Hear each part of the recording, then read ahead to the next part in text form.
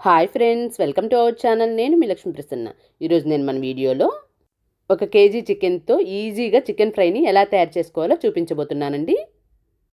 దీనికోసం ముందుగా 1 కేజీ చికెన్ని తీసుకుని ఉప్పు వేసి శుభ్రంగా 4-5 సార్లు కడిగి తీసుకోండి. నేను ఇక్కడ ముందుగానే 4-5 సార్లు కడిగి తీసుకున్నాను.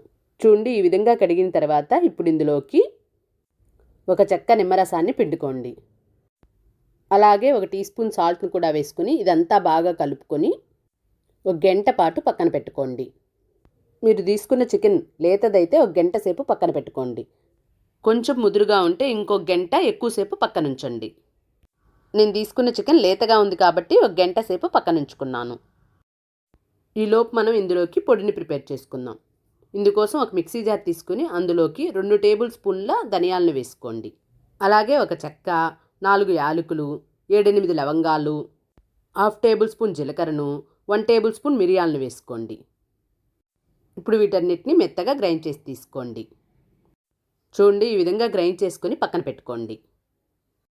ఇప్పుడు స్టవ్ పై ప్యాన్ పెట్టుకొని అందులోకి 2.5 టేబుల్ స్పూన్ ఆయిల్ని వేసుకోండి. ఆయిల్ వేడైన తర్వాత ఇప్పుడు ఇందులోకి 1 బిర్యానీ ఆకు, 1 చెక్క, 3-4 లవంగాలు, 1 స్టార్ అనాసాను వేసుకోండి. అలాగే 1 టీ స్పూన్ జీలకర్ర కూడా వేసుకోండి. ఇవన్నీ ఇలా వేగిన తర్వాత ఇప్పుడు ఇందులోకి చిన్న చిన్న ముక్కలుగా కట్ చేసుకున్న 3 మీడియం సైజ్ ఉల్లిపాయలను వేసుకుని వేయించుకోండి. ఉల్లిపాయ ముక్కలు ఈ విధంగా వేగిన తర్వాత ఇప్పుడు ఇందులోకి స్లైసెస్గా కట్ చేసిన 4-5 పచ్చిమిర్చిని వేసుకుని వేయించుకోండి.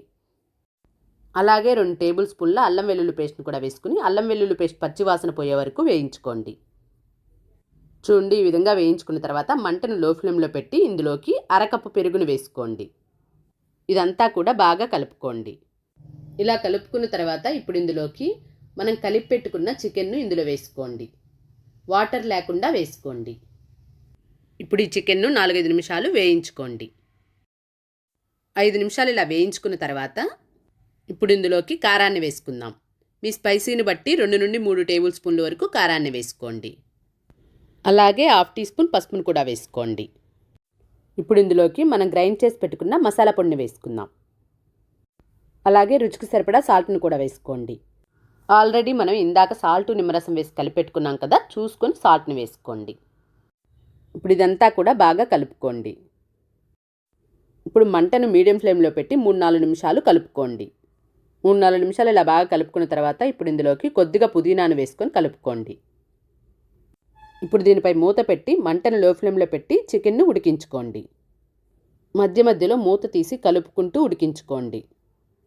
చికెన్ మనకి ఈ విధంగా ఉడికిన తర్వాత గ్రేవీగా కావాలనుకుంటే ఈ స్టేజ్లో స్టవ్ ఆఫ్ చేసేసుకోవచ్చు.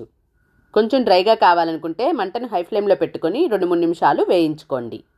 ముక్క చెదరకుండా జాగ్రత్తగా వేయించుకోండి. తర్వాత ఇందులోకి కొత్తిమీరని వేసుకొని కలుపుకోండి. అంతేనండి, మనకి ఈజీగా చికెన్ ఫ్రై రెడీ అయిపోయింది. మీకు నచ్చినట్లయితే తప్పకుండా ఒక లైక్ చేయండి. మీ ఫ్రెండ్స్ అండ్ ఫ్యామిలీ మెంబర్స్కి షేర్ చేయండి. మీరు కూడా ట్రై చేసి ఎలా వచ్చిందో మీ ఫీడ్బ్యాక్ని కమెంట్ చేయండి. మీరు ఎవరైనా మన ఛానల్ని ఫస్ట్ టైం చూస్తున్నట్లయితే మన ఛానల్ని సబ్స్క్రైబ్ చేసుకోండి. Thank you for watching.